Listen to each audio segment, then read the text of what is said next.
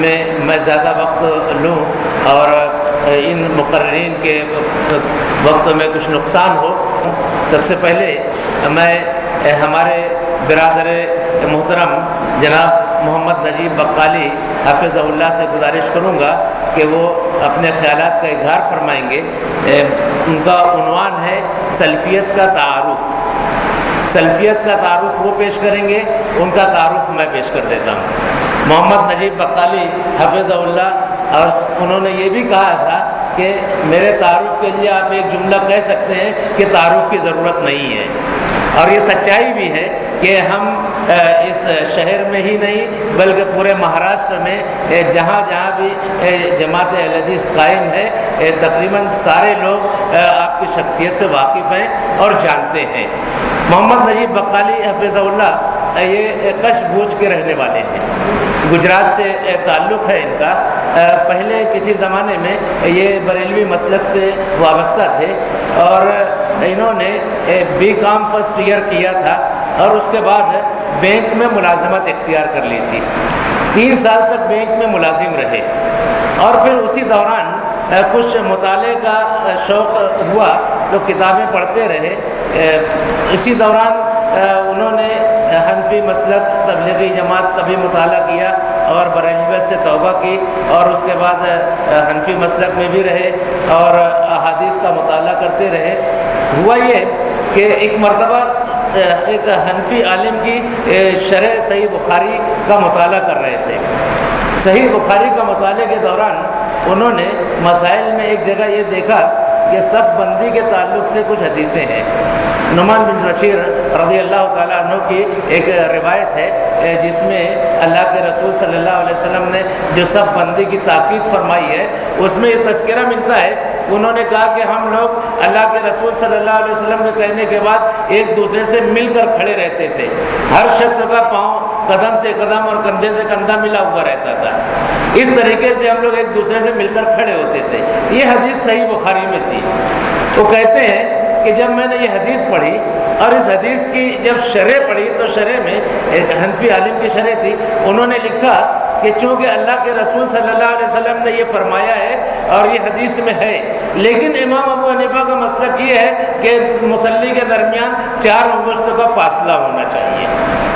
یہ چیز ان کے دل پر بیٹھ گئی تو تیر کی طرح لگی کہ ایک مرتبہ ایک طرف اللہ کے رسول صلی اللہ علیہ وسلم کا فرمان اور دوسری طرف شارح حدیث اپنے امام کا مسلک بیان کر رہے ہیں۔ چنانچہ ان کو بڑا جھٹکا لگا اور اس کے بعد مطالعہ کیا تو وہیں سے ان کا منہج بدلا اور انہوں نے اہل حدیثیت کی طرف رغبت کی اور اہل حدیث ہوئے، اور اس کے بعد سے الحمدللہ اس میدان میں جب آئے اور علماء کی صحبت اختیار کی تو دعوت و تبلیغ کے میدان کو انہوں نے اختیار کر لیا، اور اس کے بعد سے آج تک دعوت و تبلیغ کا فریضہ آپ انجام دے رہے ہیں۔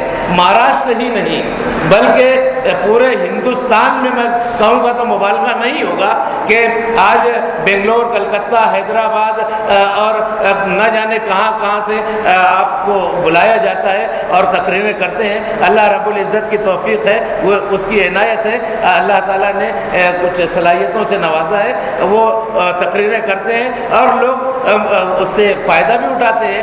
آج جو ہمارے درمیان موجود ہیں، میں ان سے گزارش کروں گا کہ سلفیت کے تعارف کے سلسلے میں آپ اپنے کلمات سے نوازیں۔ برادر محترم محمد نجیب بقالی حفظہ اللہ۔ السلام علیکم ورحمۃ اللہ وبرکاتہ۔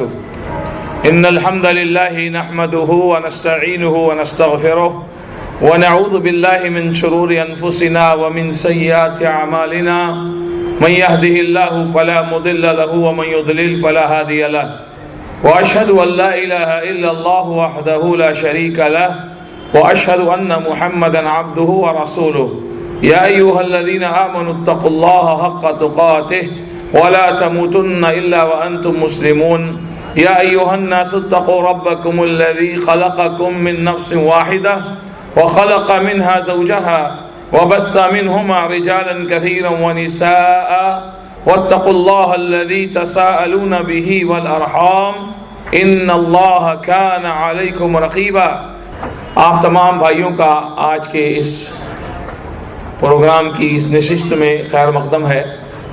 اللہ سبحانہ و تعالی ہم سب کی اس حاضری کو، ہمارے جمع ہونے کو، مل بیٹھنے کو، کہنے سننے کو قبول فرمائے اور اسے ہم سب کی آخرت کی نجات کا ذریعہ بنائے۔ جو بھی عمل ہم چھوٹا بڑا کریں، اللہ صرف اور صرف اپنی رضا کے لیے کرنے کی توفیق عطا فرمائے۔ ہر قسم کے دکھاوے، ریا، سما سے اللہ ہم سب کی حفاظت فرمائے۔ محترم بھائیوں، اللہ سبحانہ و تعالیٰ نے محمد رسول اللہ صلی اللہ علیہ وسلم کی حیات طیبہ میں دین کو، اسلام کو کامل اور مکمل فرما دیا۔ اللہ تعالیٰ نے اپنے کلام میں سورہ مائدہ میں فرمایا، الیوم اکملت لکم دینکم واتممت علیکم نعمتی ورضیت لکم الاسلام دینا۔ آج کے دن ہم نے آپ کے لیے آپ کے دین کو کامل کر دیا اور اپنی نعمت ہم نے آپ پر پوری کر دی، اور اسلام آپ کا دین ہو، اس پر ہم راضی ہو گئے۔ محمد رسول اللہ صلی اللہ علیہ وسلم کی حیات مبارکہ میں ہی، آپ کی موجودگی میں ہی اللہ نے دین کو کامل کر دیا۔ کسی قسم کی کمی اور زیادتی کی گنجائش باقی نہیں رہی۔ اور اللہ کے رسول علیہ السلام نے آپ کی آخری وصیتوں میں یہ بھی فرمایا کہ میں نے تمہارے درمیان دو چیزیں چھوڑی، ترکت فیکم امرین لن تضلوا ما تمسکتم بہما۔ میں نے تمہارے درمیان دو چیزیں چھوڑی ہیں، جب تک ان کو مضبوطی سے تھامے رہو گے گمراہ نہیں ہوگے۔ ایک اللہ کی کتاب اللہ کی کتاب، اور دوسرے اس کے رسول صلی اللہ علیہ وسلم کی سنت۔ یہ دو ہی چیزیں رسول اکرم علیہ السلام نے اپنے امتیوں کے لیے چھوڑی، اور یہ دو چیزیں ایسی ہیں کہ ان میں پورا اسلام موجود ہے۔ اب ان دو چیزوں کو ہم سمجھیں کیسے؟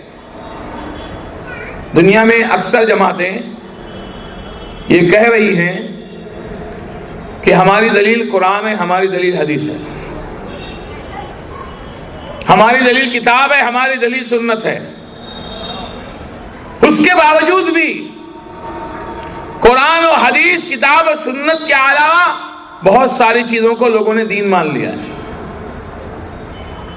لہذا ہماری کامیابی اس چیز میں ہے کہ ہم کتاب و سنت کو اس طرح سمجھیں جس طرح خیر کے زمانوں میں قرآن و حدیث کو سمجھا گیا۔ خیر کی صدیاں، خیر کے زمانے کون سے ہیں؟ خیر کے زمانے تین اللہ کے نبی نے بیان فرمایا، خیر الناس قرنی ثم الذین یلونہم ثم الذین یلونہم۔ سب سے بہترین لوگ میرے زمانے، خیر الناس قرنی، سب سے بہترین لوگ میرے زمانے، پھر ان کے بعد کے، پھر ان کے بعد کے۔ لہذا ہمارے لیے ضروری ہے کہ ہم قرآن اور سنت، قرآن اور حدیث، جو ہم کو گمراہی سے بچانے والی دو چیزیں ہیں، بھٹکنے سے بچانے والی دو چیزیں ہیں، ان پر عمل اس طرح کریں جس طرح آج ہوتا ہے، نہیں جس طرح کچھ سال پہلے کچھ لوگ کرتے تھے، نہیں، بلکہ جس طرح قرآن اور حدیث پر صحابہ، تابعین اور اتباع تابعین نے عمل کیا۔ اور ایسے عمل کرنے والے کو سلفی کہا جاتا ہے۔ سلفی اسلاف کے طریقے پر چلنے والا۔